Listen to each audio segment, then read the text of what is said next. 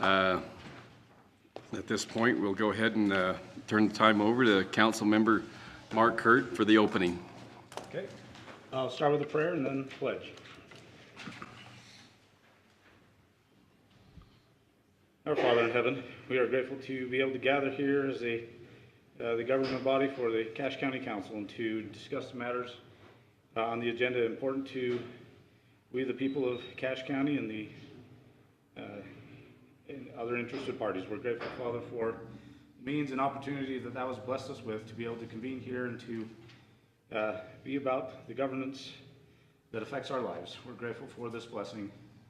We're grateful for the freedoms that we enjoy in this country, and we pray for guidance to manage our part as citizens to protect these rights. We're grateful, Father, for our families, for the blessings of health and strength that we enjoy, and we pray that Thou will watch over any who are afflicted and in need of comfort at this time. We pray for emotional and mental well-being in all things, and we say this in the name of Jesus Christ. Amen. Amen. Will you all please join me in the Pledge of Allegiance? I pledge allegiance to the flag of the United States of America and to the republic for which it stands, one nation under God, indivisible, with liberty and justice for all. Thank you. Thank you very much, Councilmember Hurd. Anyone that's, let's go ahead and, on the review and approval of the agenda, or the amended agenda.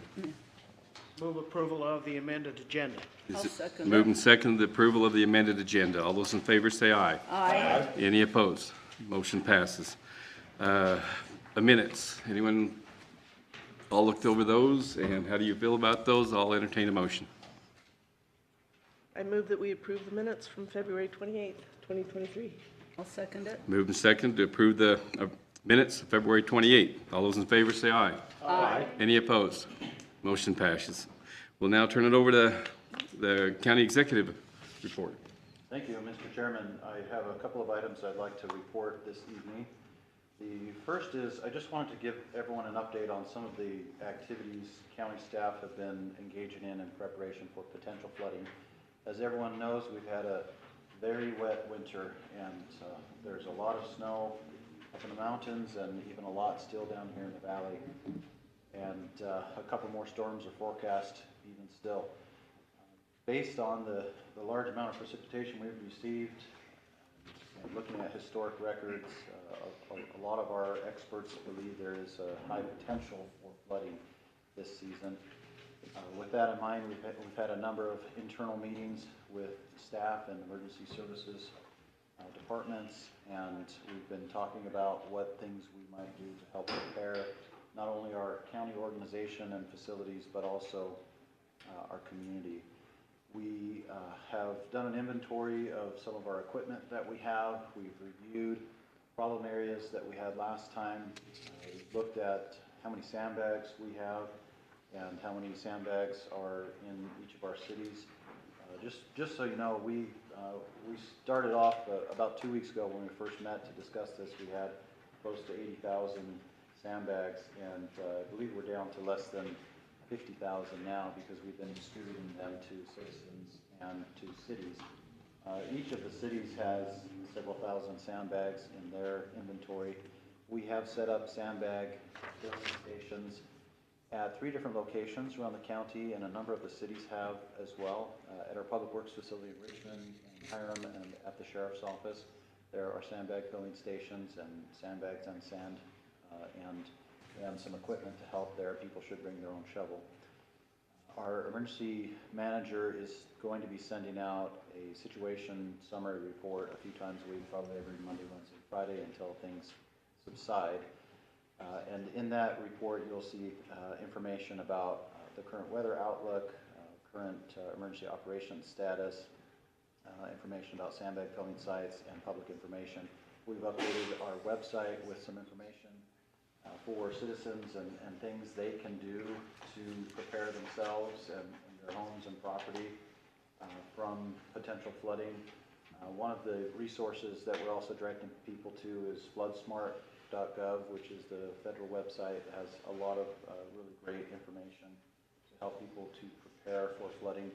So And a lot of this information and more is on our website if any of you are interested, or if you'd like to direct any of our citizens or communities to that. We are working with our communities and providing them with sandbags, and we'll probably be doing another bulk order of sandbags very soon. And I just want to thank our staff for their professionalism and the steps they've already taken to help prepare us for the potential flooding.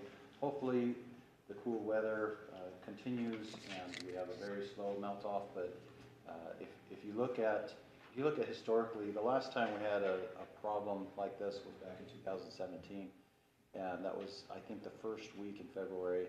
And we had a lot of snow on the ground, and then we had a quick warm-up and a big rainstorm on top of that snow. It melted, it caused a lot of problems. We're about 6 weeks past that date now, so there is the potential to warm up even more and even faster now.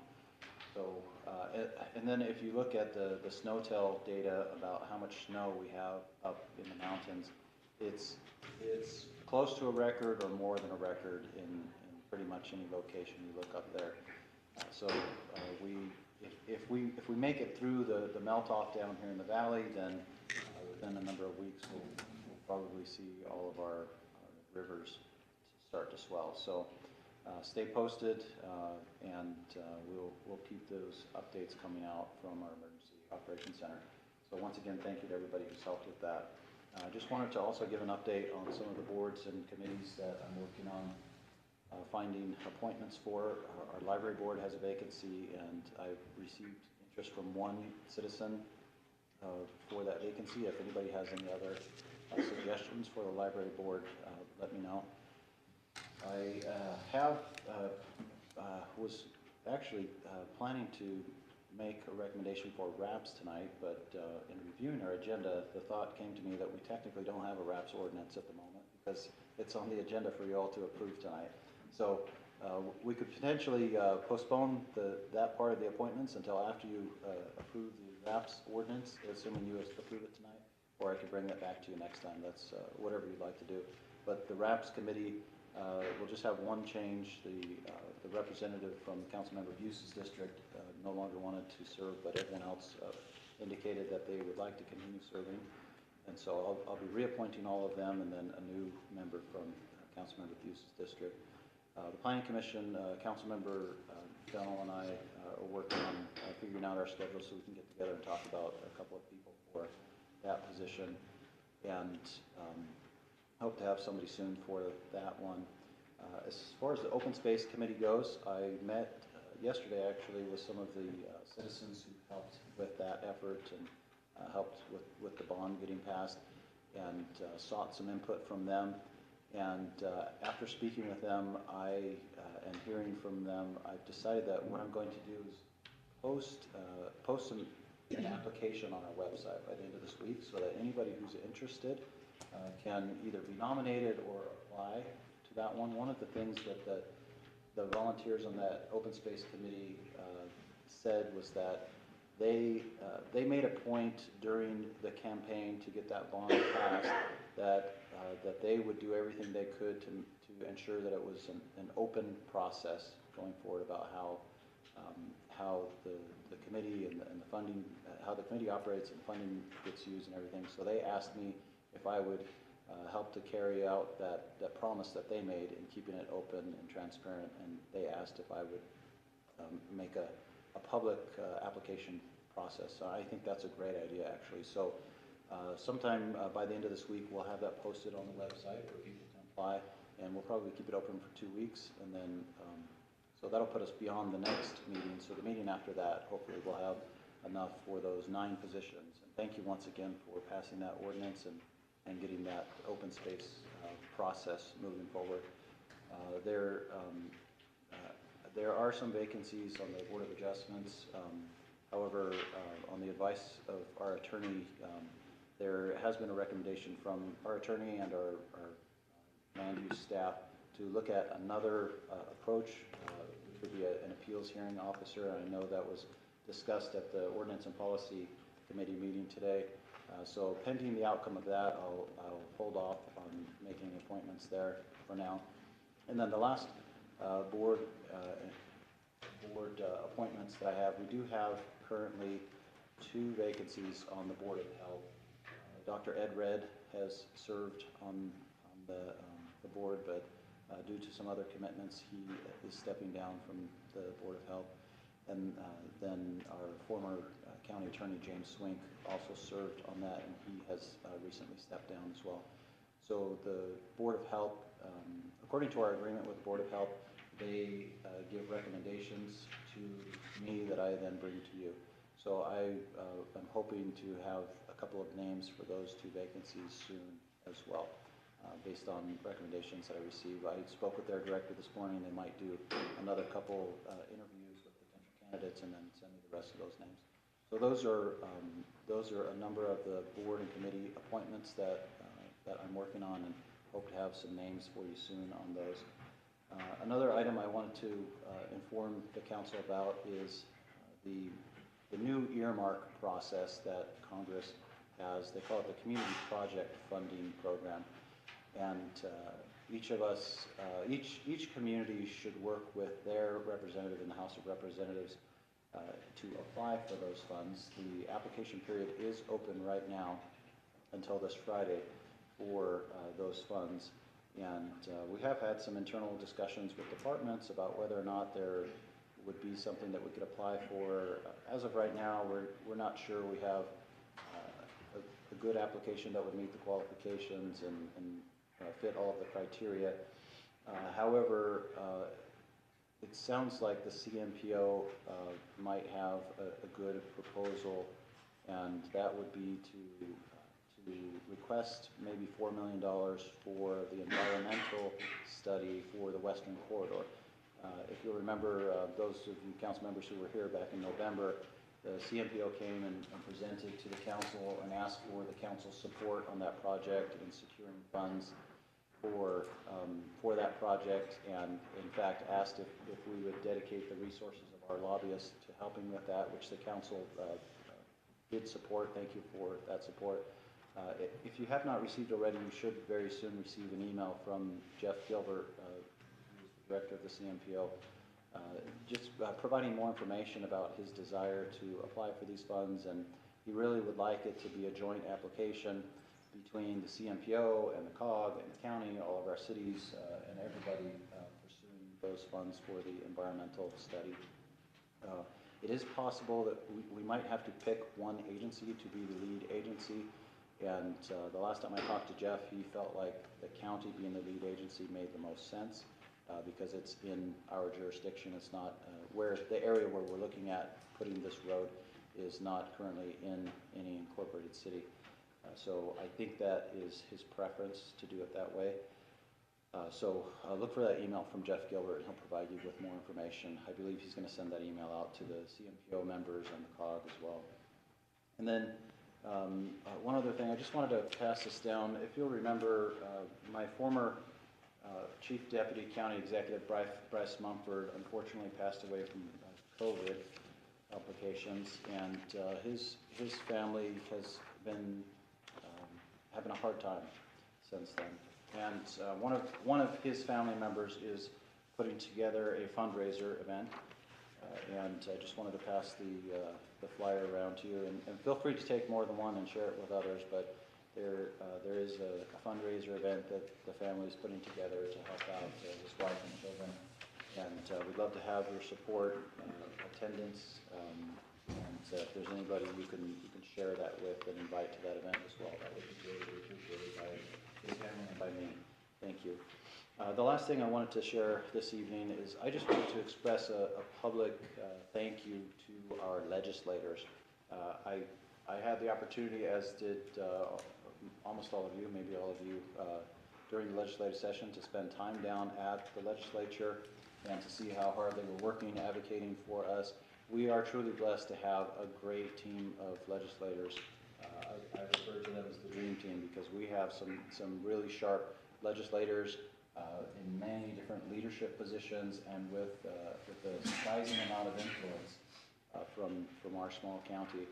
And I just would like to express gratitude to those legislators for everything they did for our state and for our county. we had a number of really big successes for our community, for our county, for organizations within our county.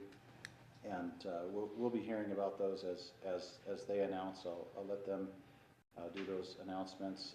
But I just want to thank them, and I also want to thank the elected officials from our county who engaged in that process, because the reason why we were successful was not just because we have great legislators, but it's also because we made sure they knew about our needs. And there was one day in particular, I can't remember the number, where we were at our UAC meeting, and I think we had 6 or 7 elected officials and staff members from our county participating, which I thought was incredible and a great show of teamwork and support for our legislators. So thank you to those of you council members who participated in the legislative session.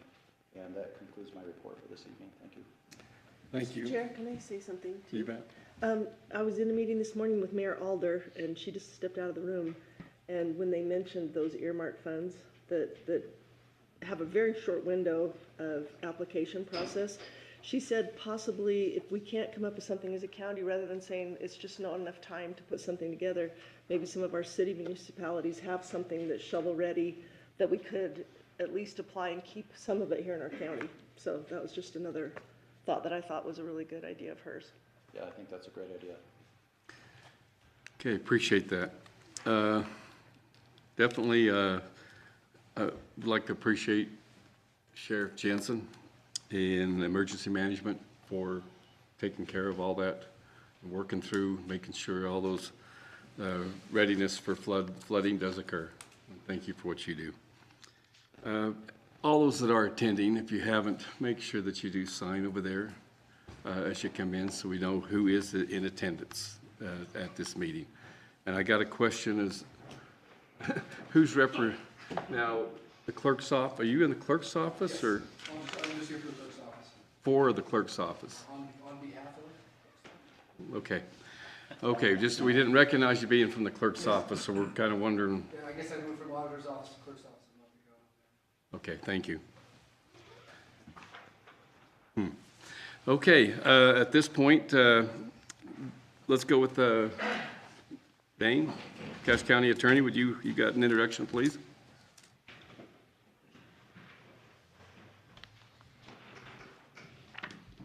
I'm asking Scott Bodley to come up here. I'm going to talk a little bit about Scott because I know Scott's not going to tell you much about himself, but part of the county attorney's office is the Children's Justice Center, and that's a place where law enforcement and DCFS can come to interview children who have been witnesses to crime, who have been victimized by crime, to hear their story, to collect evidence to use both in child protection and in criminal cases. It's a very important part of the criminal justice process, and having good people there is essential to make sure the children are taken care of, and that the members of our multidisciplinary team, so our children's child protective workers and our law enforcement, have what they need to make sure they can collect evidence.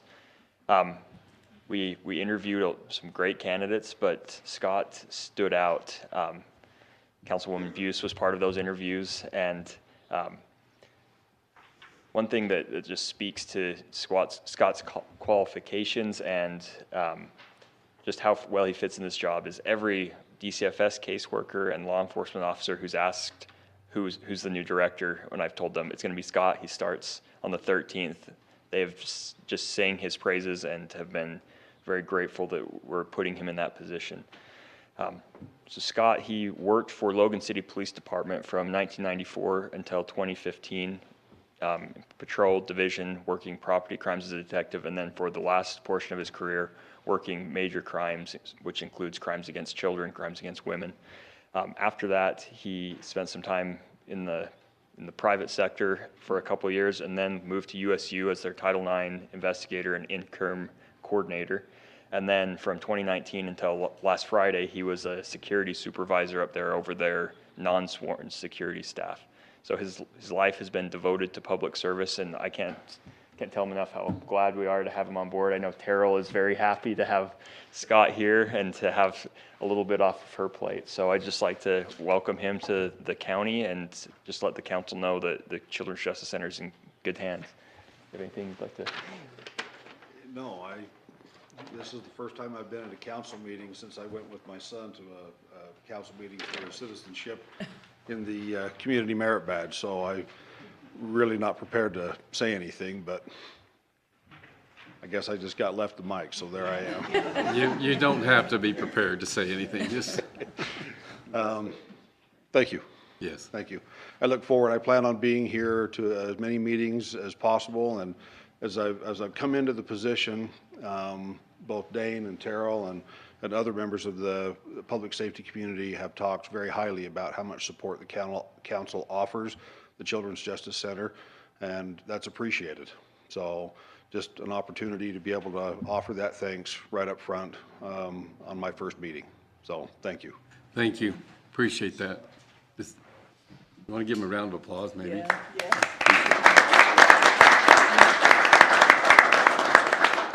Not only taking that position, but also your speech was really good. So, okay, at this point, we're pretty well close to, let's go ahead and if we can, on 8A, if we could just, well, let's see, Board of Equalization. We got time. We got 5-6 minutes. You need in 5 minutes? 2 minutes. Go ahead. Diane, would you come up here, Diane, and we'll have you go ahead and we can probably clear these maybe in that much time. So we do need to have a motion to go into the Board of Equalization. So moved. Second. Move second that we go into the Board of Equalization. All those in favor say aye. Aye. Any opposed? Okay. Good evening. You have before you 28 exemption matters. 6 are educational. 1 of those is new. We have a new Daughter of the Utah Pioneer Museum in Newton. The other 5 are existing. There are 3 religious, all previous. There's the one that's the special case that has both charitable and religious use. They have proven that they well exceed, that their gift to the community exceeds their tax liability. So we recommend approval on all of those. And then you have 18 charitable. We also have 1 revocation in front of you, which is for Rocky Mountain Care. They did not file an application. They stated the attorney's fees were greater than the taxes. Fancy that. So those are the matters in front of you. Do you have any questions for me? Any questions specific on any of them? No, I read through these. It took a good while to do that. But I would move that we approve the recommendations of these 28 28 equalization matters, and 1 revocation. 1 revocation. Is there a second? I'll second. It's moved and seconded. We go ahead and approve these 27 applications and 1, what'd you call it, a fancy? A revocation. By Revocation. statute, if they don't apply, we have to send them a letter that we intend to revoke them, then I have to bring the action in front of the council, then you formally revoke their status of exemption. Kind of has a little ring to it that it might be a church name, so. No, that's good. Any questions on that?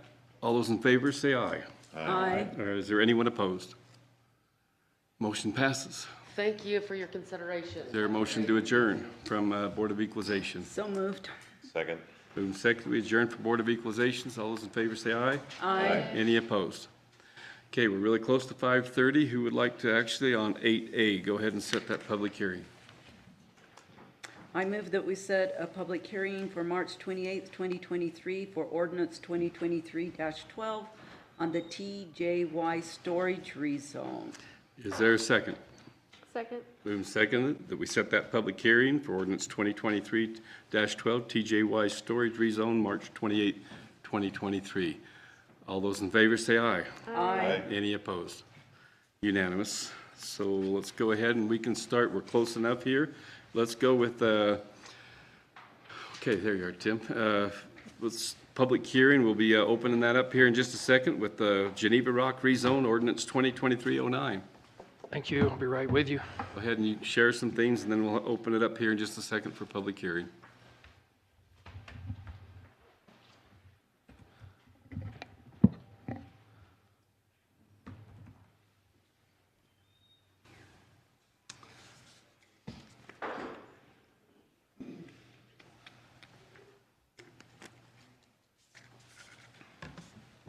All right. Good evening, council. And for your consideration this evening is a rezone request for this property, 157 acres, located at State Route 23 and about 4800 West. This is east of Newton, and not within any annexation area. Just to the north is a Parsons gravel pit that's considered to be a pre-1970s gravel pit. Therefore does not appear under the overlay zone for the mineral and extraction excavation ME overlay zone. And then to the west is the West Bend subdivision, a 4-lot subdivision approved in 2005, which has not been built and may have been a former landfill, but is owned by Parsons and therefore not for residential use presently. And just gives you the vicinity of the area, and the rezone request is from A10 to add the mineral extraction overlay or ME zone. Here's a map showing the potential mineral and gravel deposits around the county. You see the red area, or the site with the star and the arrow shows as being in a highest resource potential area for delta shoreline deposits and alluvial deposits. And this is just another vicinity map of the property. It actually encompasses one large parcel and then one small parcel to the northeast. Here's a view of the surrounding zoning. There is predominantly A10 that surrounds. Much of it's vacant agricultural land. There are some residences that we'll see on the next slide. And then an RU5, a recent rezone to allow for rural residential lot split development just to the southeast. And here's the look at the surrounding uses and the proximity of homes within a quarter mile. There are 3 parcels with a home averaging about 97 acres. I've put little dimensions showing the approximate distance of some of the existing homes, the closest being 375 feet across Highway 23. And then as you look towards the south and the southwest, there's distances beyond a quarter mile, approaching a half mile and larger, where you look at the buffer between a quarter and a half mile, which shows 14 parcels with a home on an average of about 29 acres. Here's a look at the site and its access along Highway 23. And at the public hearing at the Planning Commission, there were questions from surrounding residents and property owners interested in and concerned about potential impacts from this type of use. And it was discussed at the Planning Commission that this was rezone approval only and that there was not currently a plan proposed, the notion of mineral extraction, but the specific plan would be required to go through a conditional use permit review. And there are many standards that apply and many submittals and site plans and property rehabilitation or remediation plans that are required. Specific to some of the questions and concerns, I've highlighted some of the requirements in the section of code 1713-070 applicable to mineral extraction and excavation, and those have to do with the hours of operation.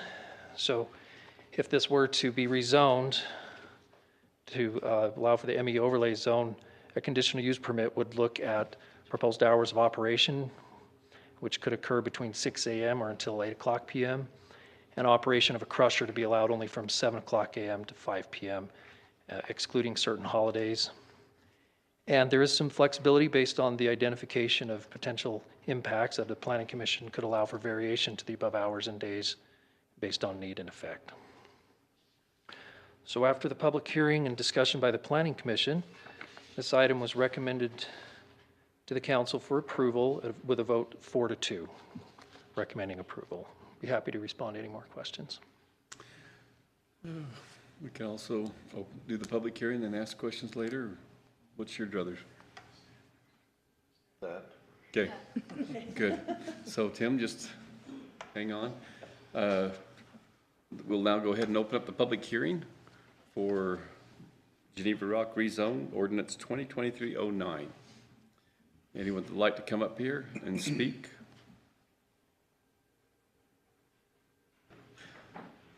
One at a time, you'll still beat everybody, so. Need to vote on. Move to close the public hearing. Move to close the public hearing. Is there a second? Moved and seconded. All those in favor of closing the public hearing, say aye. Aye. Any opposed? Motion passes. Okay, now Tim. Okay, I have one question. Anyone else got questions? I have one question. Go ahead, Sandy.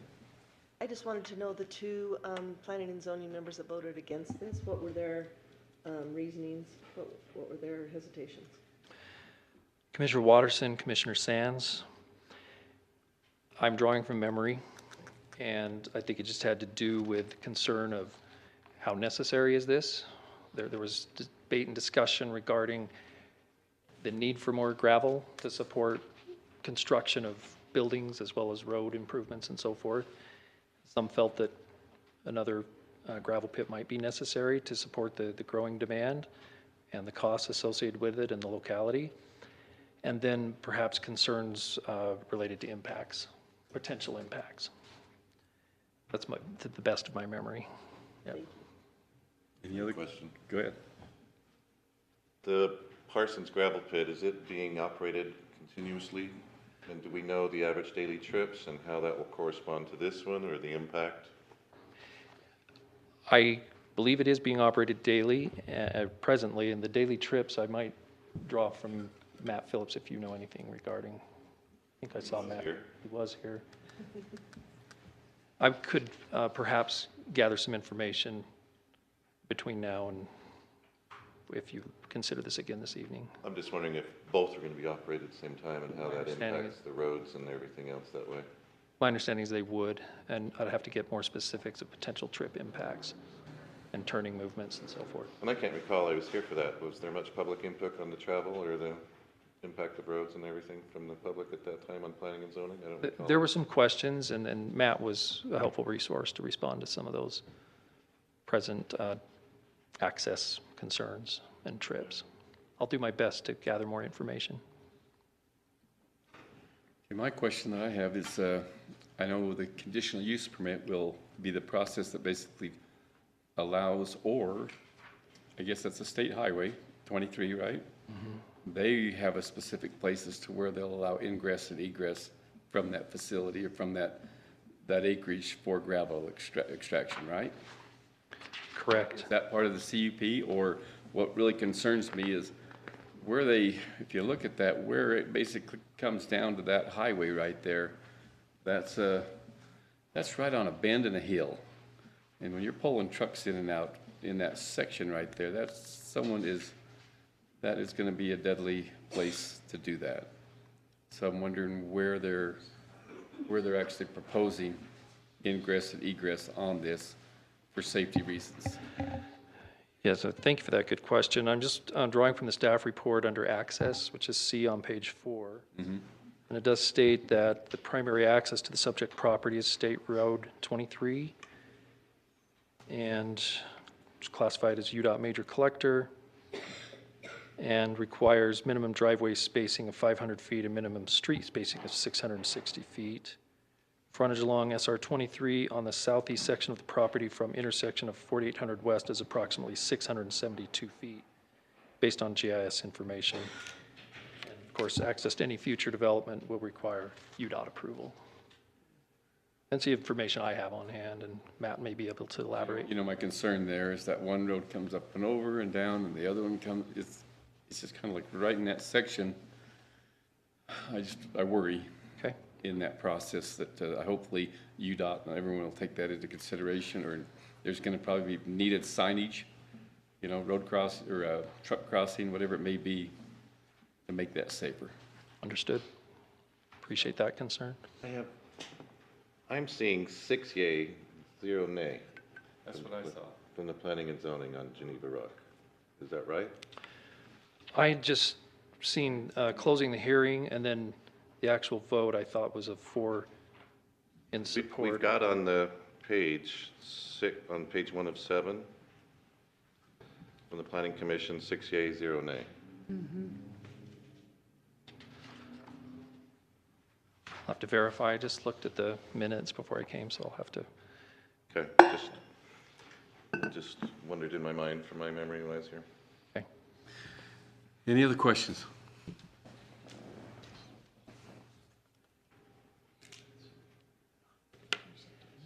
Nope. Okay. Well, hearing none, thanks, Tim. Thank you. We'll then go ahead and go on to the public hearing. While you're still there, on the Allen Property Rezone Ordinance 2023-10. Go ahead and share some insight on that, would you Yes, please? thank you. So this is a property just located north of Pepperidge Farms at the intersection of 11600 North, a county road, and State Route Highway 91. Located near Richmond, you can see the proximity to Richmond is close, not necessarily adjacent. And you see the location of Pepperidge Farms to the south. This is a 5-acre site, and the request is to rezone from the present zoning of commercial to industrial, and this would, the purpose is to allow for complementary manufacturing uses associated with Pepperidge Farms, and a variety of uses, manufacturing and industrial uses would be allowed under the I zone or industrial zone. Here's a closer detail of the property. Presently a residence on the site, and we do not have a site plan at this time, as it's not required for a rezone, but there's studies being done for this property, and the applicant, the agent, Mr. McMullen, Kyle McMullen, representing the buyer and agent for the Allen property rezone, could respond to any questions. And here's the surrounding zoning. You see Pepperidge Farm with the zoning of the purple color industrial. Predominantly you see A10 with mostly agricultural uses surrounding, some commercial uses, and then you see the proximity of some of the existing residents marked here with the symbol. And most of the close proximity of the homes is related to the north side of 11600 North.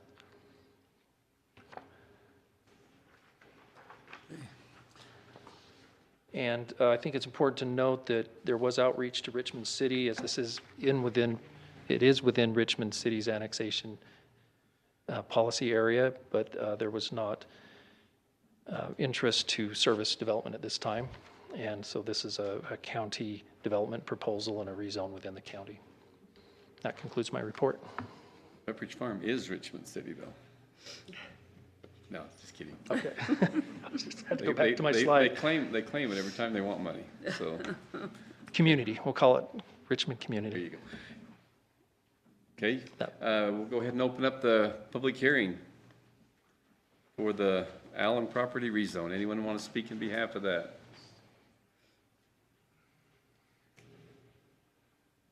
Just if you would, state your name and. My name's Kyle McMullen, and I'm the proponent for the Panhandle Mills that is seeking the rezoning to occupy the space. It's a milling company. They do third-party special milling. This will be a second or third mill that they have that will be operated in conjunction with a Campbell's manufacturing facility. The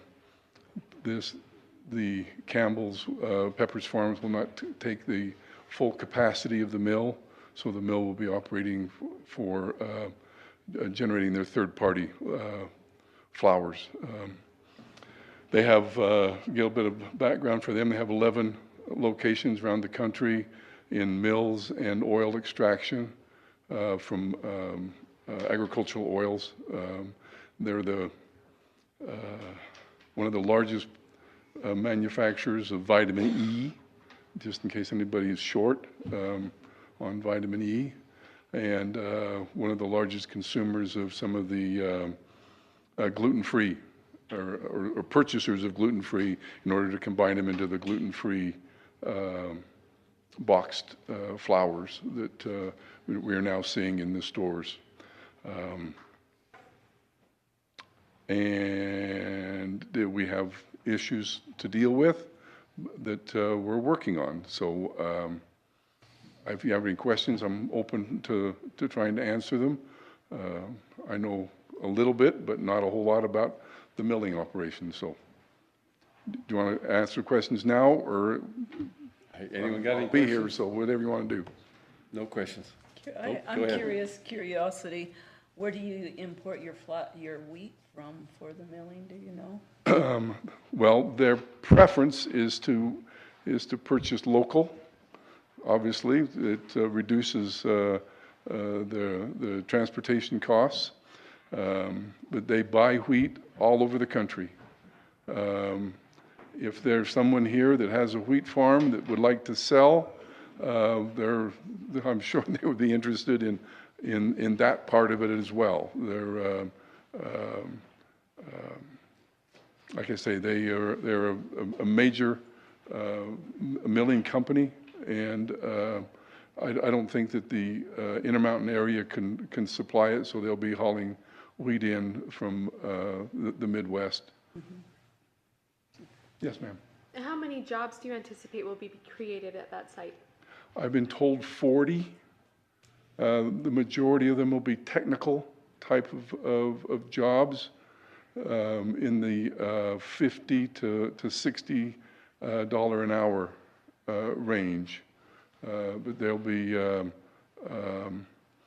few of them, you know, obviously that are the general cleanup. But what I was told is a big share of them will be in the upper income, middle income kind of jobs. The factory, the mill will be, well, what I was told when I asked was that they'll program it and start it, and if nothing happens, it'll run for 16, 18 hours straight without human intervention. I'm going to look forward to seeing how it works. Having been in the church's mill down in Kaysville, I'm going to be really excited to see how a new one works. So, Thank you. Thank you. okay, any other questions? All right, I'll be here if you have any. Thank you. Any other comments for public? Okay, I'll entertain a motion. Move to close this public hearing. Second? Moving second, we close the public hearing. All those in favor say aye. Aye. Any opposed? It's unanimous and passes. Okay, any further questions that you might have of Tim at all on this, on the Allen property rezone while we've got him? I will just mention, it was a unanimous vote of recommendation from the Planning Commission. Get some information on the Geneva? Oh, Matt's here, we could, if we'd like to, yes, Matt, if we could respond to some questions regarding the Geneva Rock rezone. we can hurry and ask that question. Was it over here? Yeah, Sorry to bounce around a little bit, but go ahead. we're talking about the mineral overlay rezoning and the gravel pit being next to an existing gravel pit. Do we have any idea of the average daily trips or how that's impacted or what's being talked there now? We haven't done any recent counts on that road to know what's coming out of Parsons. So that conditional use permit's grandfathered in, so I don't think we have any say in how many we've limited them to or have any back knowledge on that, and we don't have any recent counts on that area. Okay. The only other question I had earlier was the ingress egress onto that highway, which could be an issue. We had a meeting with UDOT, there was, they don't have a lot of frontage and sight distance and, you know, decel lanes, accel lanes, all that stuff would have to be addressed with that plant operation. That'll be part of the CUP, I'm sure. Yeah, at the rezone, we don't dive into that a lot, so all that would be settled with the conditional use permit, and they may be able to get an access there, they may not be able to. It's hard to say, but we don't have. Okay, thank you. Any other questions on either? What's that? No more questions on the Allen property rezone? Okay, appreciate that. Well, we've got a few minutes here before 6, before we have the public hearing, which is on the agenda for the opening of the 2023 budget. So let's go ahead and go to 9A. And we could address that if we need to, right there. I'll entertain any ideas, motion, whatever it may be. Chair, I move to approve ordinance 2023-09. Waive the Would we rules. probably initially, would probably have to waive the rules Waive the rules. on that one, so just have move to waive the rules and approve. Waive the rules and approve. Appreciate you. Is there a second? I'll second that. It's been moved that, and seconded that we waive the rules and pass ordinance 2023-09, Geneva Rock rezone. Is there any discussion? Hearing none, we'll proceed to vote. All those in favor say aye. Aye. Any opposed? Motion passes. Let's go ahead with ordinance 2023-10, Allen property rezone. Any, One point, the address on here is not the correct address. Is that going to make us have to come back? you know what? And it says near Smithfield. Well, it is near Smithfield. I don't want to walk that far. No, well, actually, it's quite a ways from Smithfield. Well, it's nearer than Salt Lake, so. We have a correct address on there, and it should be near Richmond, right? It's, No, that's, it's on the corner of 116, 100 North, and I can't remember the address. Well, we've got, on the planning and zoning, they've got 11595 North Highway 91. Yeah. Yeah.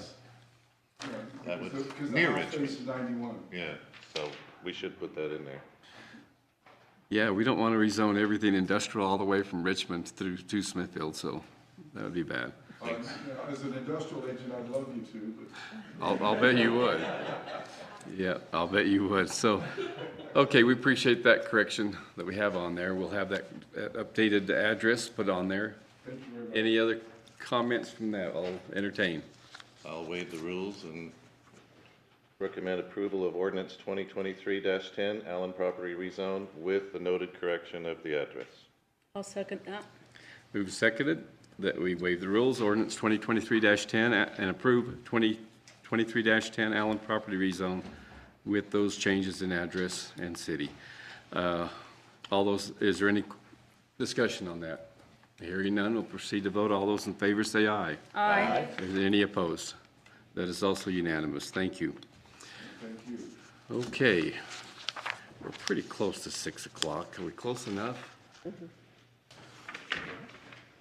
know close only counts in horseshoes, hand grenades, and dancing, but hey, are we there yet? We'll go to the attorney. We better wait just a few minutes. You want to do the RAPS tax? Let's go with D. Yep, let's go to 9D, and then we'll do the, Mr. Zook, will you take care of, after we talk with this, probably passing that RAPS tax? Then we'll probably go with your suggestion that you had earlier, so. Okay, ordinance 2023-11. The ordinance reestablishing the RAPS tax within Cache County. Chair, do you want me to talk about that? Please, So this is just your name. Micah Safeson, Cache County That was kind of good to do that. Council staff.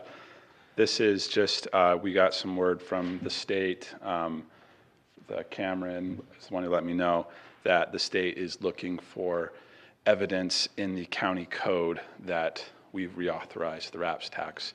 The voters reauthorized it in November. That doesn't change county code. And so that's what we need to do tonight, is basically just say that we're going to proceed with what the voters had us do. And this is also what the county council did 10 years ago. So this is the same language. The only thing that's going to change are dates. Fulfilling the wishes of the voters. That's right. So, that makes sense? We just got to make it official.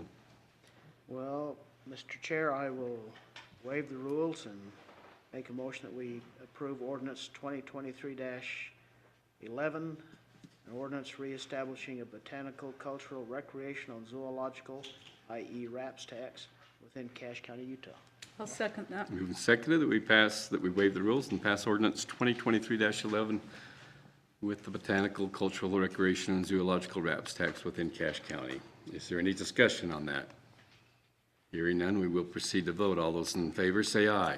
Aye. Is there any opposed? It passes unanimously. That is a good thing. Let's turn the time now over to Executive Zook. And will you share, I think we have those Yes. names. If you look at them, they are, where are they? 5A. 5A. 5A. Number 5A in your packet. Okay, thank you. Thank you, Mr. Chairman.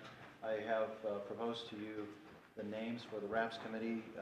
In the ordinance that you passed, it lays out the positions, which include the county executive, and either 2 council members or someone from that council member's district. And the 2 council members who have been serving on that and would like to continue are Councilmember Erickson and Councilmember Tidwell. And then we have a citizen representative from each of the other council members' districts. And all of them are returning members except for the member from Councilmember Buse's district. And so the new one that I would present for your advice and consent along with the rest of the reappointments is Cody Sorensen from Nibley. And I'll present those to you at this time. Thank you. Is the one not returning it, is that Baldwin? No, No, he's on there still. It's who? Whittier. Whittier. Dick Whittier. Dick Whittier is the one who, we reached out to all of them and asked them if they would be willing to continue to serve, and he wanted to finish his service. Okay. Any comments looking over those? In spite of being How about any comments and worries about the 2 council representatives? I think we'll quote you. I had something to say, but I'll hold it back, so. Appreciate it. I thought, Barbara's a good lady. No. Anyway, that's terrific. I'll entertain a motion to accept these. So moved. Oh, go ahead. So moved. I'll second. Moved and seconded that we accept this 2023 RAPS Restaurant and Tax Committee as stated. I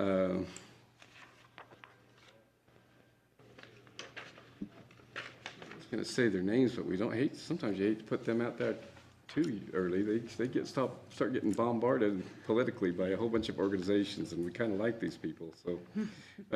Rusty, can you say those names again? Okay. I will. No, I will. We have David Zook, David L. Erickson, Damon Can, Andy Jorgensen, Barbara Tidwell, Bruce Cook, Cody Sorensen, and Reed Baldwin. So, all those in favor, say aye. Aye. Any opposed? Okay, motion passes. So, that will be the committee that will be reading the great, big, thick book. And when, And it's a doozy. yeah, when are those going to be coming out? Usually about that 1st of April, give or take. Yeah. We have received the applications. Last year, we received 69. This year, we received 79. So it's an even thicker book this year. So if any of you want to volunteer in a future year, take over. It's a lot of reading, but it's only once a year. So the ordinance says that those need to be approved by the council by the end of May. So Alma's working on some dates for that meeting, and he'll be sending out an email with some proposed dates, and we're hoping to meet in April and then have those recommendations come to the council for one of your meetings in May. Thank you. Okay, appreciate that. Now we're close enough to 6. I appreciate that. Okay, at that point, let's go ahead and with, that would be 6 p.m., 8D, public hearing, resolution 2023-04, the opening of the 2023 budget.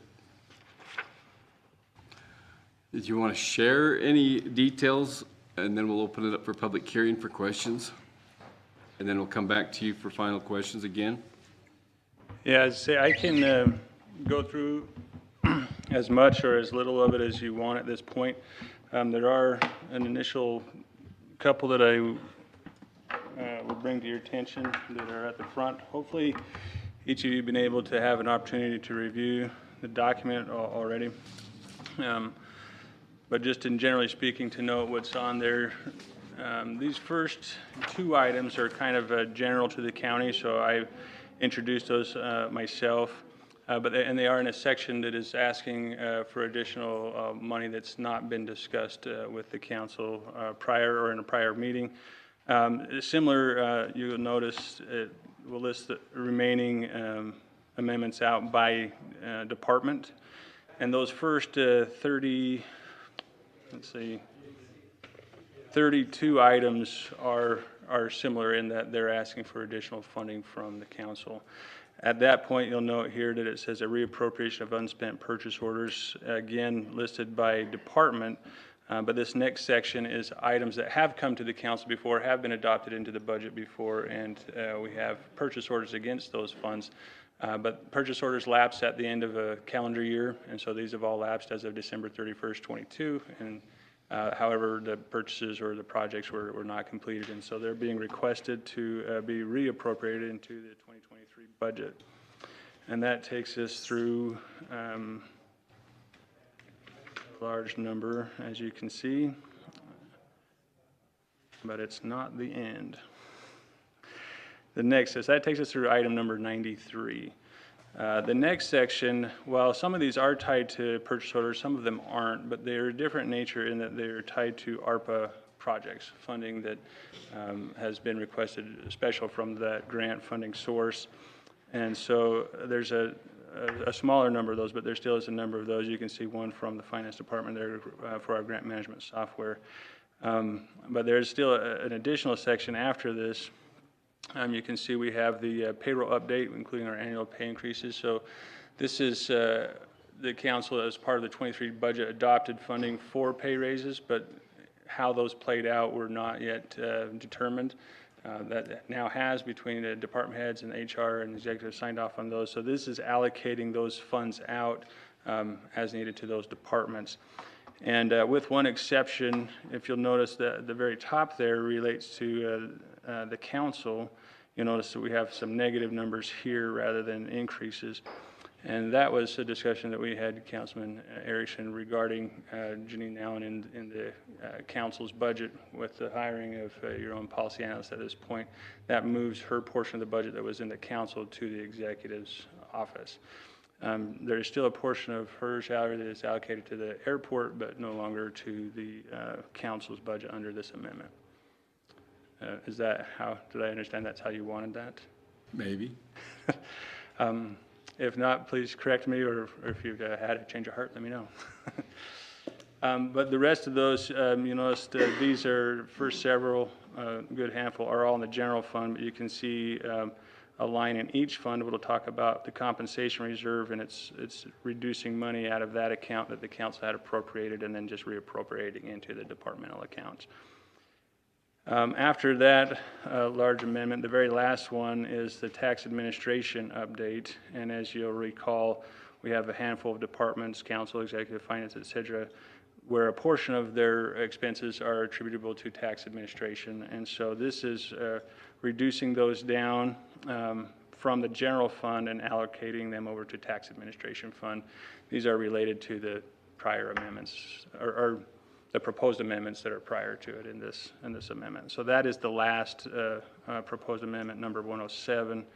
After that, you'll get a view of the budget by revenue and by department. So as you can see here, for example, in the general fund, the council's department would change from $492,800, reducing that out as was discussed.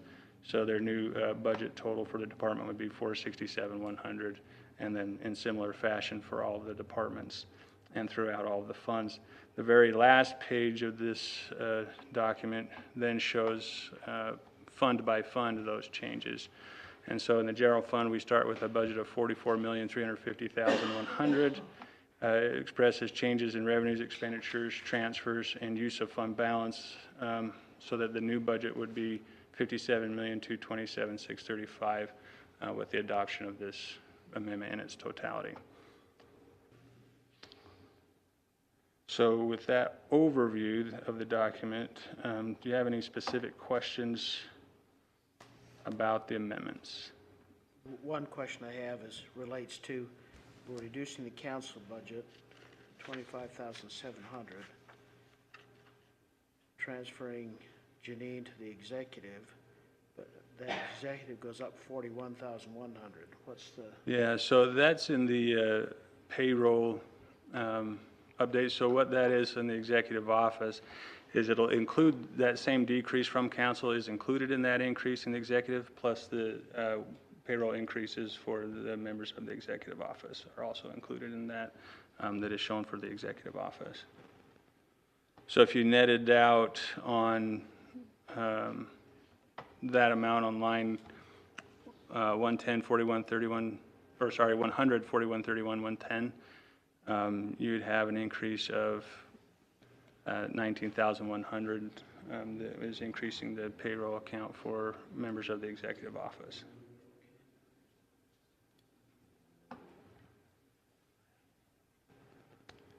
Any other questions? I got a couple. Number one, was supposed to have been paid last year.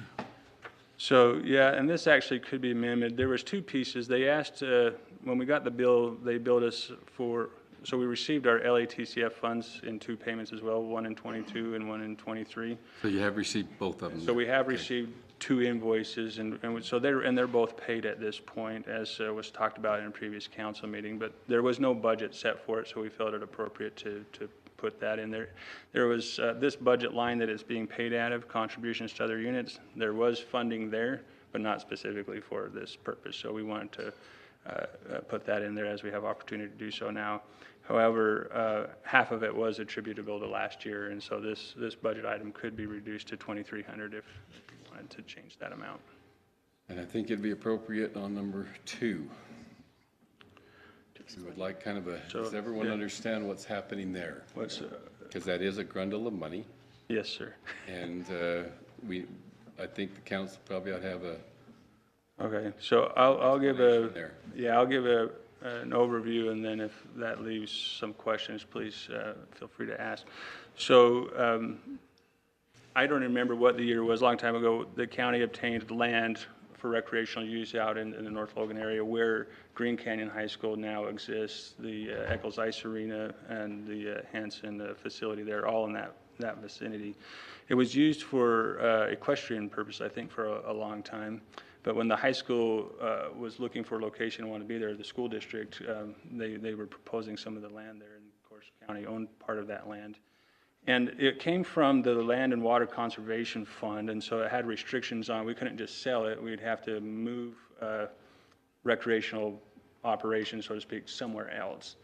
And so those discussions took place, and as you know, Green Canyon High School is there now. And the agreements or the ideas that took place initially from the county perspective were to say, well, maybe the county wanted to divest itself of this recreational land and need to maintain it in recreational land. But the only way to do that is if another government would then maintain it in recreational land in place of the county.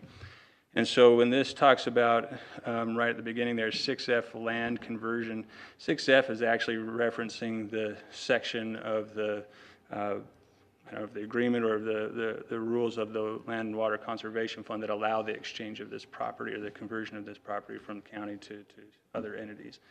So initially, many entities, cities were interested in picking up some of this conversion.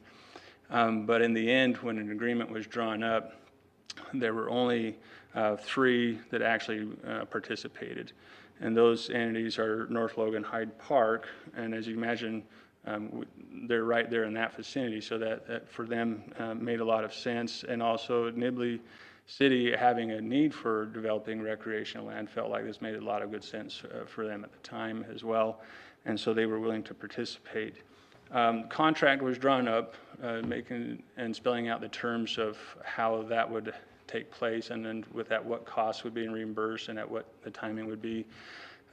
However, there was one additional, and I believe it was Newton Town or Newton City that was involved in those conversations and kind of pulled out last minute. So some of their, or some of the language of the contract still contains Newton and some does not.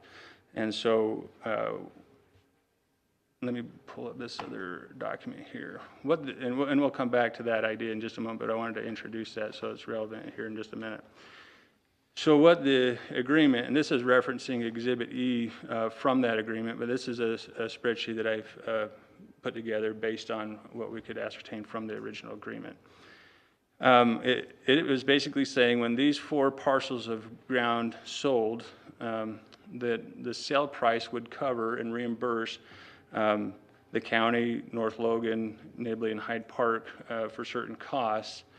And then with any remaining funds left over, it would be split based on the acres being converted into the new recreational square footage, or square acres, I guess would maybe be more appropriate. And so over time, all of those properties now have sold, and I've noted the sale date there and the sale price. And as you can see here, we came up with $3.8 million. And the initial reimbursements are listed out right here, that $500,000 would come to Cache County for funding we had put into the American West Heritage Center. That actually happened prior to this whole exchange, but it was agreed between the entities that we could receive those funding for reimbursement of those costs. Similarly, North Logan put utility cost into the Eccles Ice Arena, or officially the Bridgerland Community Ice Arena, but doing business as Eccles Ice Arena. But at that time, and that was clear back for the Winter Olympics in '02, but under this agreement, they said they could be reimbursed $182,000 for that cost. The remaining costs here were called conversion costs, because this is basically acquisition costs for those 3 cities to obtain new land to develop recreation and parks, essentially, on this new land. And so those total reimbursements added up to $1,630,575. So then leaving a difference or an overage of $2,195,000. We wanted to make sure that this gets allocated based upon agreement. And when we reviewed the old documents, again, we came to this issue where we didn't and couldn't locate an executed agreement. We found agreements that had some language in it, including Newton City, some not, but couldn't find a signed agreement. We went through each of the participating entities here. What was able to be found, though, was the agreement as we have it, and we do have a copy, and that the county council and city councils had adopted this agreement. We just weren't finding a signed copy of this agreement. So to kind of remedy that concern, that we don't spend all this money out the door without an actual agreement, a memorandum of understanding has been drawn up that includes these figures from this schedule, and so that each entity can state what their understanding is and that they agree with these amounts that have been calculated. So that MOU has been signed, and so the overages then to those 3 cities are calculated here based on conversion acreage, some new acres to those cities. Cities, in the case of North Logan, already owned some land that they were then going to convert to this recreational land. And so that's what this second column is, with a final share of what their share of the overage would be. And so those amounts are calculated out here, and then they are added to these reimbursement amounts up here. So, for example, in the case of Cache County, we said we would have $5,000. I generically said that's distributed to the county on March 6th, although we technically have had that ever since the property was sold. North Logan, as we were starting to try to close up this property, actually did get a reimbursement of $182,000 on the utilities back in 2021. But no other disbursements have been made since that point. So when you add these overages to the other reimbursements, then you can see these are the amounts right here that are due to those cities. And just to make sure we're tying out, you can see our $3,825,000 here in total distributions matches our $3,825,000 here in total sales. These amounts then were carried over to the memorandum of understanding, And those are the same amounts then that we have here in the budget amendment to be dispersed. Don't know if that was too fast, but any questions on then what is happening there? The 3,825,000 didn't foot exactly between those two, is that? So that's because some of it's been dispersed already. So 3,143,000 is what we have left to disperse. So the 825, we've already dispersed 182,000, and the county will retain the 500,000. And so then that leaves this 3,143,000 to disperse to the other three entities. And that's the 3,143,000 you see here. That then goes to those three entities.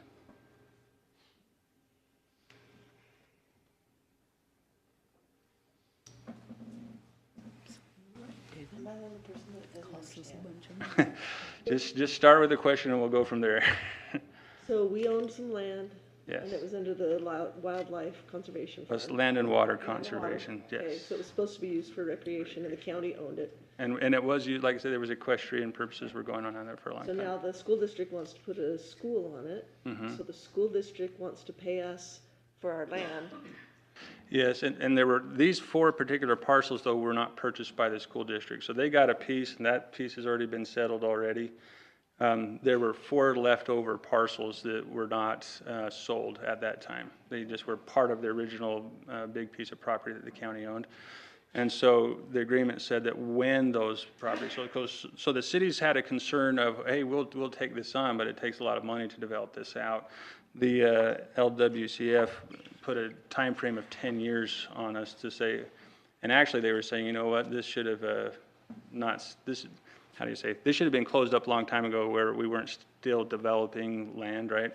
But in explaining to them the way things had unfolded, they gave us 10 years to say, okay, within this 10-year time frame, you have to have developed these new parks and things. So they have, in order to buy this parcel, they have to provide a different parcel that's used for recreation somewhere else. Yes. Okay, so then where does this 3 million, all this money come in? Are we? So what's happening is, of the original whole pie, we had four pieces left that had to be sold, and the agreement was, well, the requirement is whenever that's sold, those funds would have to be used for recreation development somewhere else, right? So the agreement said when that's sold, those funds will go into the parks and things that the cities have now developed. In addition to that, just so we're fully aware, out of that concern for not knowing when would these sell, the county also made a RAPS tax commitment for a certain amount each of your 10 years, of those 10 years, right, to help the cities develop that. We are in year 8 of that right now. I believe it's year 8, and so the 10 years is closing down, and we've gave them those pieces of the RAPS tax. But this agreement then would say when that land sells, it needs to go back to reimbursed cities for those acquisition of the land and for the park developments. And any further development, they need to use these funds for the development of further recreation. Okay, thank you. Sorry. No, there's a lot of history there, and it was a small nutshell to put it in. So are there any other questions? Councilman Erickson? Yeah, I've got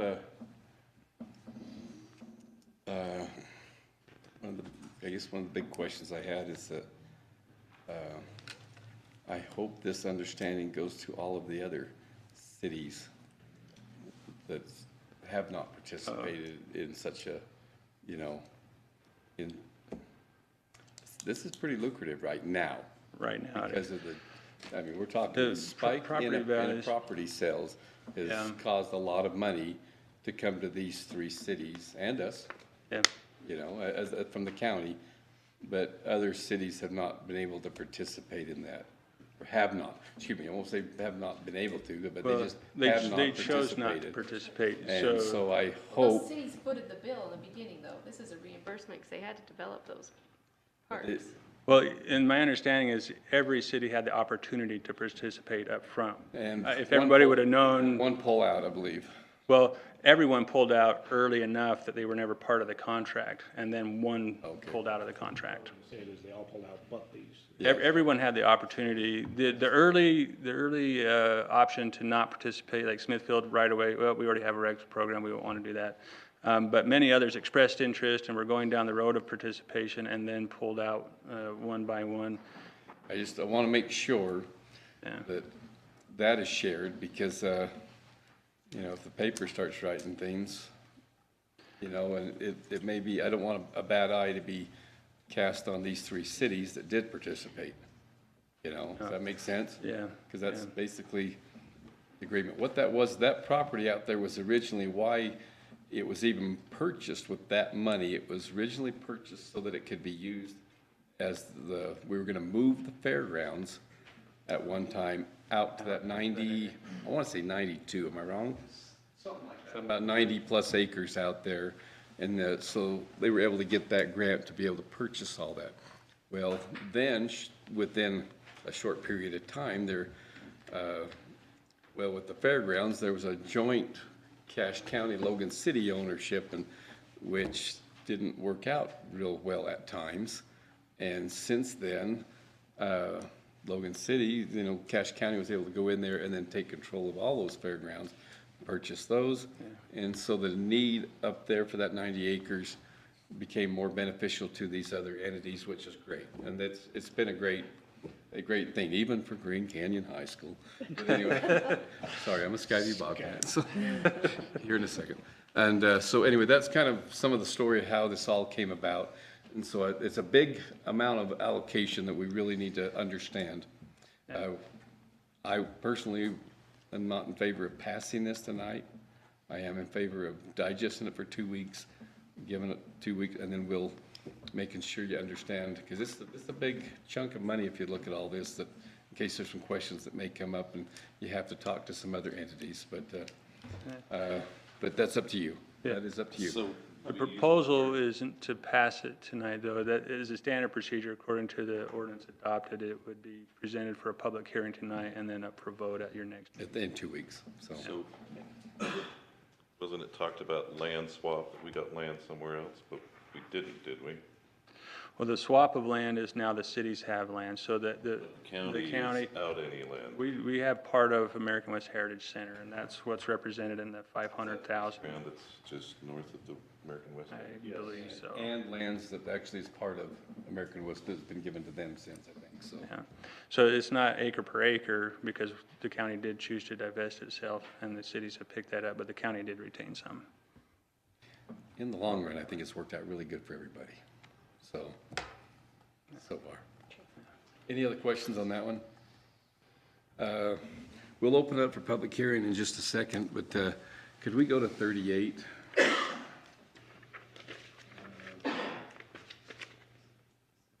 Page 38? Transaction 38, that's page, what, 7 of 37? I have it on my...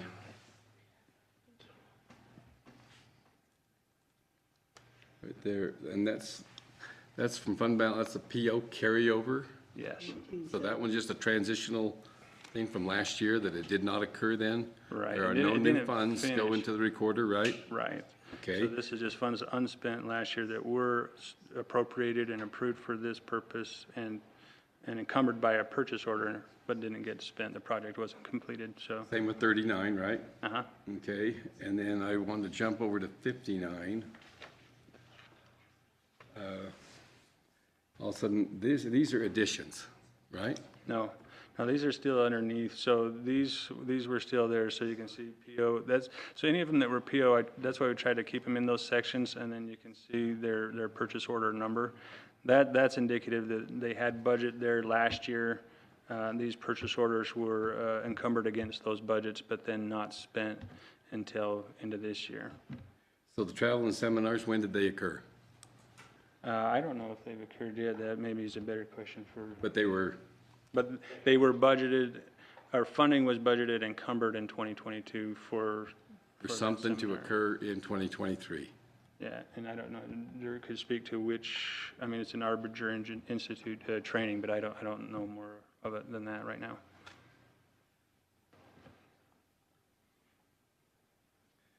Yeah, I want some, what is that, Arbinger? I think they're a management training, but do you want to speak to that, Dirk, on your training there?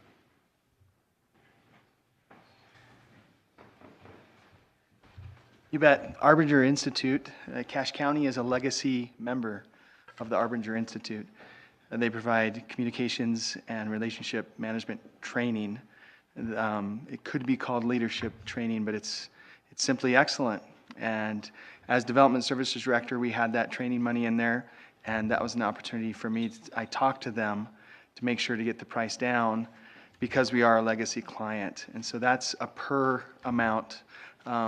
Those two, each line, it's around $285 per person, but it's not just one-time training. So you get the training and then you're connected to all of their resources. That would just be training within Development Services. So that would cover Only all. ones participating are part of the development services? Yes, sir. Yep. Okay, and same, is that same with 60, no, 60, what, I want the RAV4s? Yes, so we had Yeah, RAV4. We had a much larger amount in the Development Services budget to purchase vehicles. And then I'm sure those of you who were here last year, remember a lot of the big discussion about purchasing vehicles versus leasing. And so this amount was to basically take the 4 or 5 vehicles that we have in Development Services, and several were getting old and that kind of thing.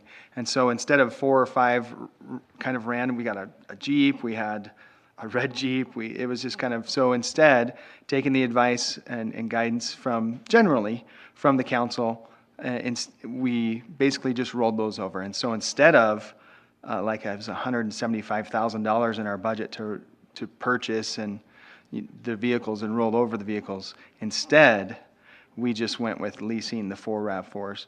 And so, for instance, it's intended that there won't be, in the past, the director has had kind of a director's vehicle. And now that the director really isn't doing code enforcement anymore as best he could on the weekends and such, he won't have his own truck. So it was a pretty big, sizable truck that he had as his own vehicle. And I said, well, we have a code enforcement officer now. We don't really need a director's vehicle per se. So any business that is Development Services, we've got the director might need to go to meetings, then we've got our code enforcement officer who goes around the whole county, and then we've got also our permit techs, but more so like Angie, the planner, our planner who goes and double checks on lots and parcels. So all 4 of those vehicles, none of them are really dedicated to a specific person. It's more that they're just the vehicles for Development Services. Okay, so we're saving 161,000.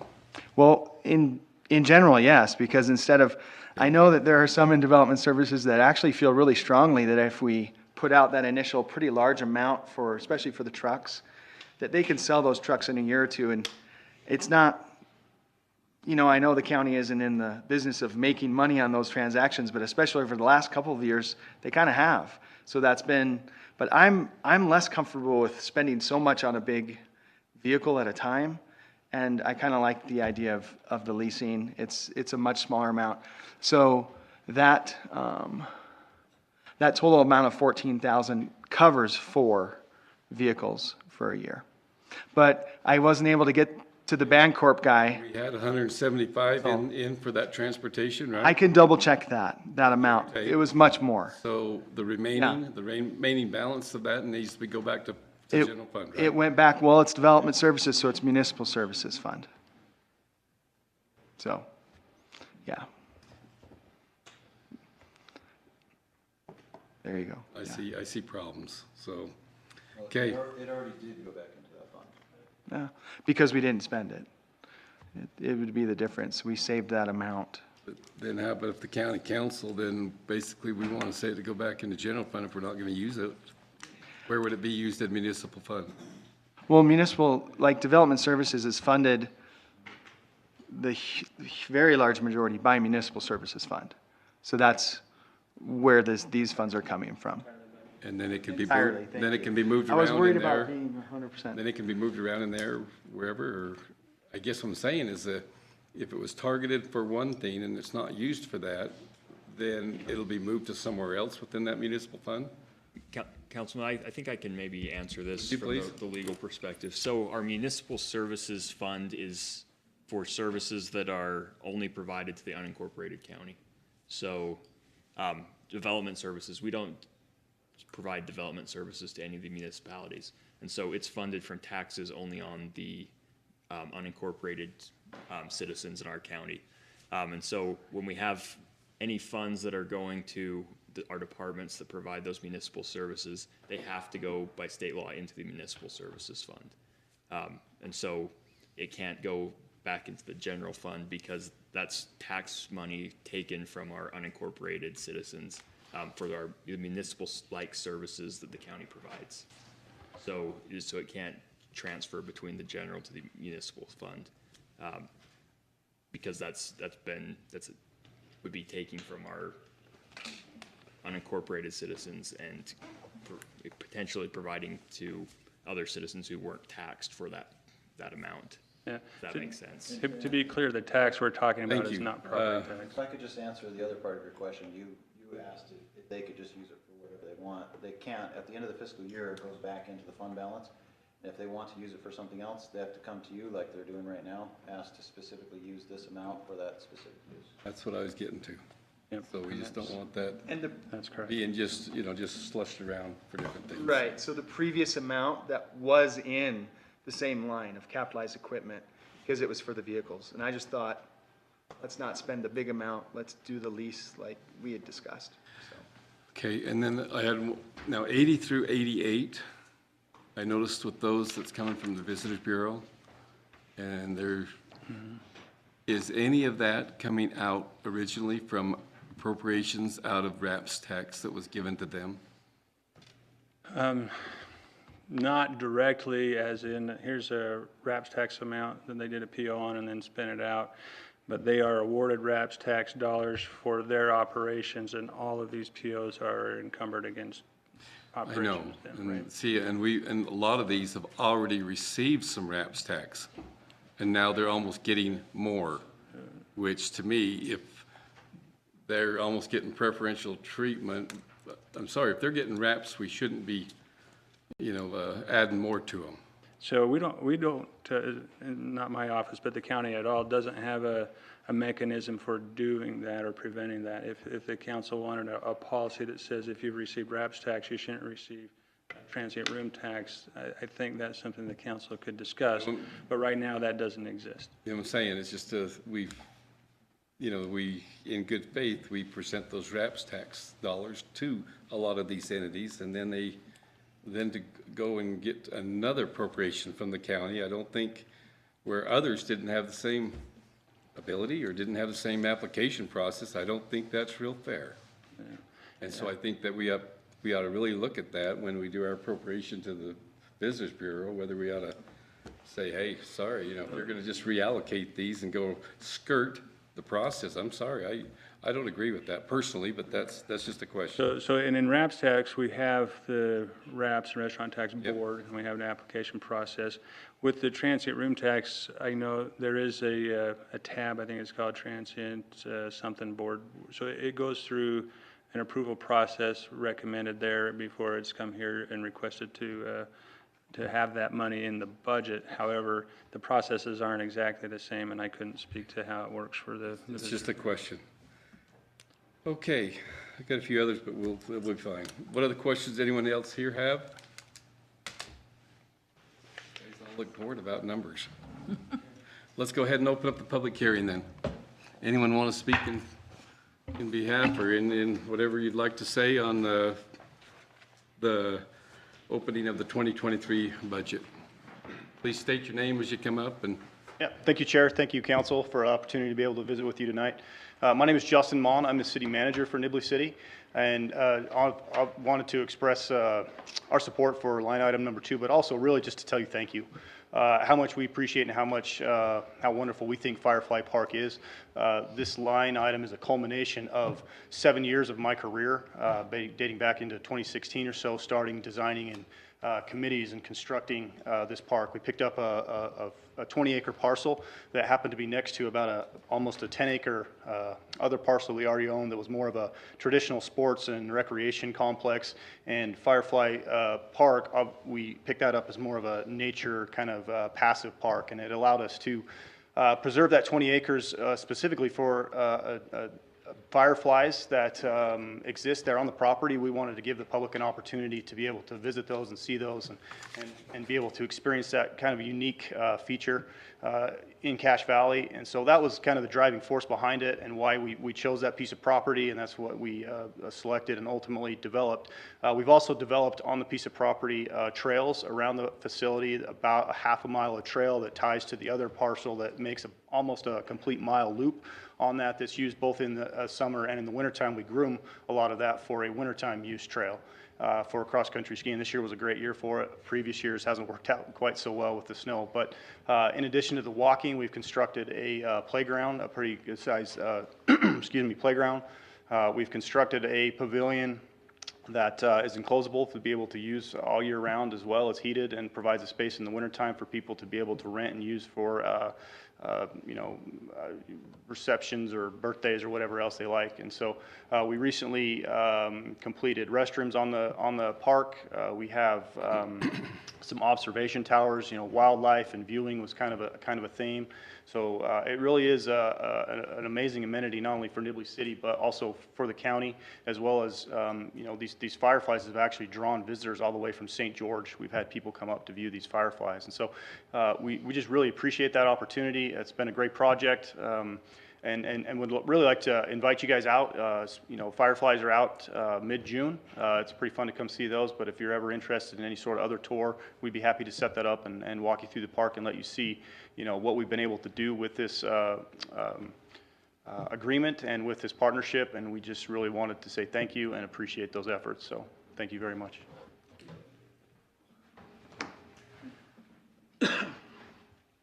I'm Brian Cox, and excuse me, I was the mayor back when this all transpired, and like a bad burrito, I came back to him. So, as I recall, we went through this process. The park that we built, if you go on 8th East in North Logan and you're heading north near the Catholic Church, just on the opposite side of the road, and you see this big ropes tower and you wonder how in the world would a city build that? That's ours. Right now we call it the Not North Logan Park because they receive phone calls saying that is such a wonderful park, we appreciate it, and they just say thank you so much. And it's the best money we never spent. So we additionally, like Nibley, we bought additional property next to it. We've got a great features there for play structures that are different than most other play structures. We've got the additional property. We got this, I think they're called bump tracks for bikes. It sounds like doctors would put that in that are drumming up business, but anyway, we've just finished up on trying to put that in.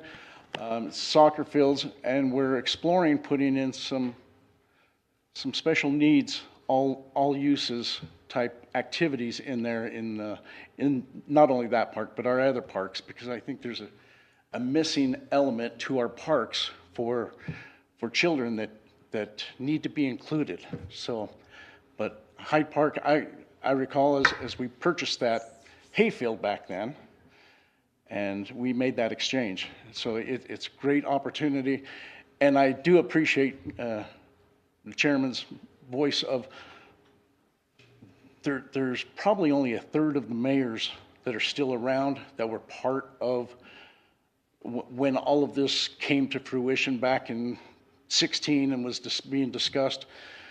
And it would be good, perhaps, I know we've got a dinner, I think this Saturday night, I think, don't we, Kathleen? Nothing like face-to-face. Sending out an email is good, but people tend to not trust that. Man, what did they tell me I got gypped out of, So I think that would be a good topic to bring up and discuss amongst the mayors, because a lot of them that are in there now were never part of the councils or the mayors back when this agreement was initially taking place. But like Nibley, we fronted that money up front to purchase that, and it took a bit, but the park is in there. Invite you to. My wife climbs to the top of that rope tower, And I stand down there with the phone, ready to call EMS. So I invite you to come out and give it a try. But if you have questions about it, more than willing to do that, or I'm willing to videotape you climbing that rope tower. Thank you. Any other, about the budget opening? Any other comments that we have from the public? Move to close the public hearing. Second. Moving second to close the public hearing. All those in favor say aye. Aye. Any opposed? Okay, at that point, down on, is it 9C, on the opening, what is the pleasure there? Well, I'd like to digest this a little bit more, not vote on it tonight. Thank you. Any others? Can I ask a Feel the same way? question while we're talking? You bet.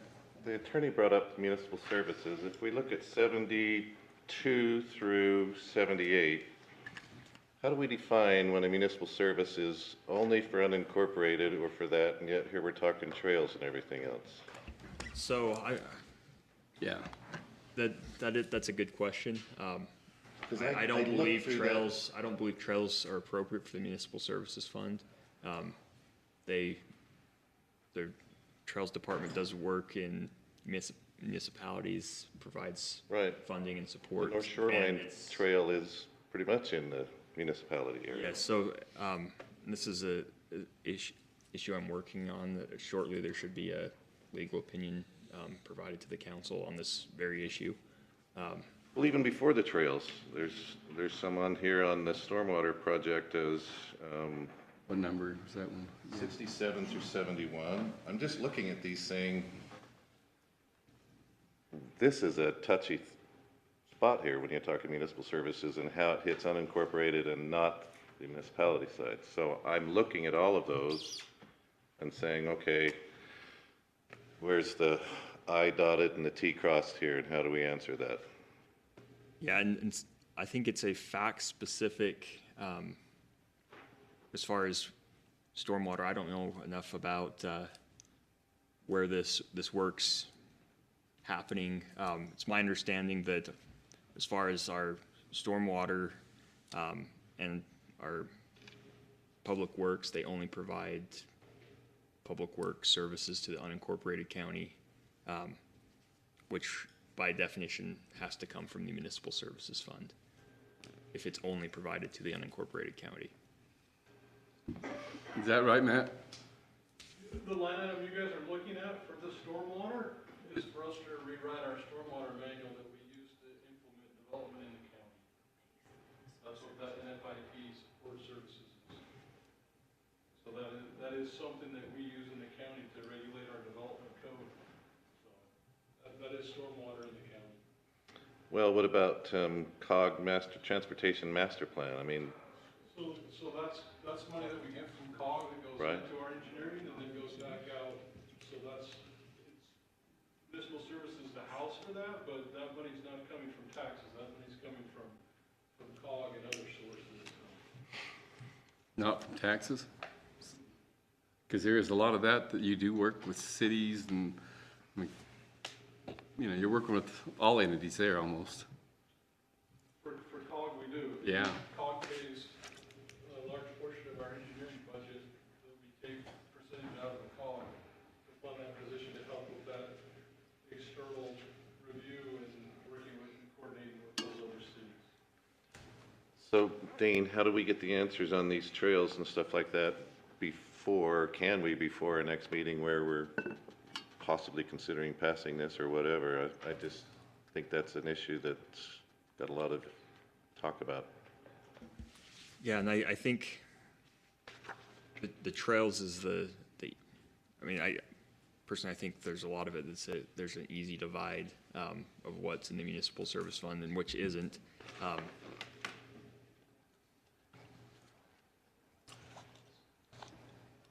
Really, that's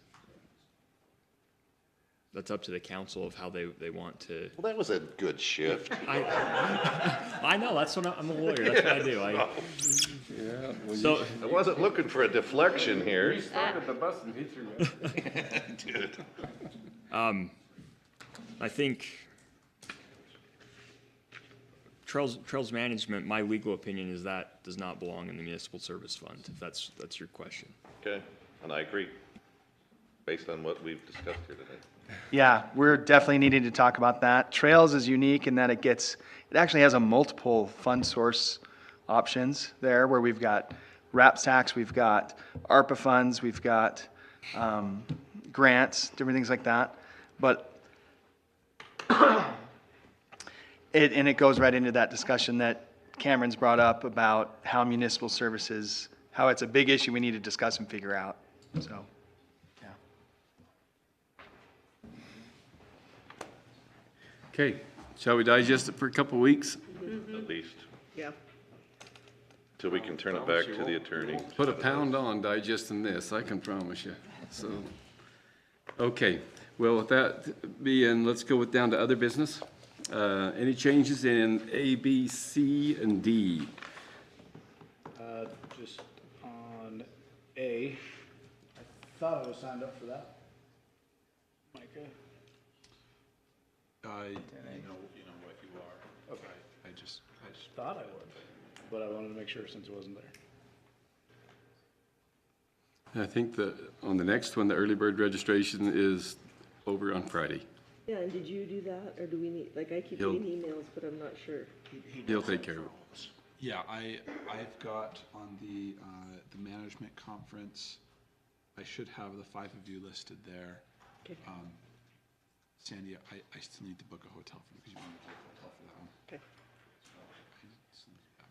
I don't want a hotel, I'll just commute back and forth. Okay. Do you have an agenda of that yet? Yes, I think there is an agenda for both of those I conferences. believe on the UAC website, it's been published, so. Thanks. And now, Health Days, that's the parade, put me down for it. You can put me down as well? Subject to change. And I think I'm gonna Might be out of farming town, about that so time of year. I'll be gone. Yep, I'm out of town the 13th. Okay. Any other additions, deletions? If it is, feel free, call Micah, and, make changes accordingly. So, okay, 10E. We put that on there on the discussion. We had a question a couple weeks ago. We talked to the clerk, asked him about the hiring process and the cost and stuff that we were going to just talk about in contracting auditors. He mentioned that he wanted to go to an executive session to do this, but we found out that nothing that we'll talk about, we're not talking about personalities, we're talking about specific individuals. We're talking about the hiring process and cost of contracting auditors, so we left it as other business. And then I think you all got the same email. He mentions, it says, as a discussion about the hiring process and contracting of auditors was placed on the agenda late today. And this was yesterday, right?